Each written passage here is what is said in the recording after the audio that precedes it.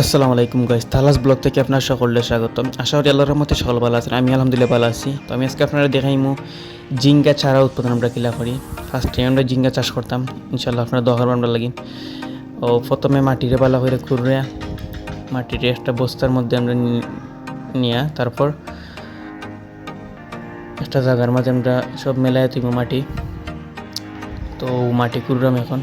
তারপর আমি আমার বাতিতে শাহিনে মাটিরে আনলাম বা এইখান থেকে আনার পরে আমরা মাটিরে বস্তার মধ্যে আমরা পালা হয়ে মেলাইয়া থইমো। মেলাইয়া থাকার পর একটা করে সব সার দিমো। প্রথমে আমরা জৈব সার দিলাম, যেটা আমরা কই গোবর। তো আমি বাতিতে শাহিনে গোবর আনলাম। তারপর মাটিরে পালা হয়ে মেলাইয়া দেওয়ার পর আমরা সার দিমো। তো প্রথমে যে সার দিলাম এটা হলো জৈব সার, গোবর যেটা হয়। এরপরে আমরা দিলাম মাছের খোল, যেটা তুরা ছিটিয়ে দিলাম। সব তো আমরা অল্প অল্প দিলাম। এরপরে আমরা দিলাম টিএসপি সার।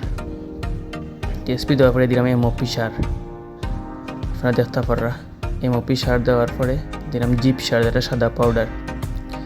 তো সাদা পাউডার একটা বালতির মধ্যে নিলাম। তারপর আমরা সাদা সার ছিটিয়ে দিলাম।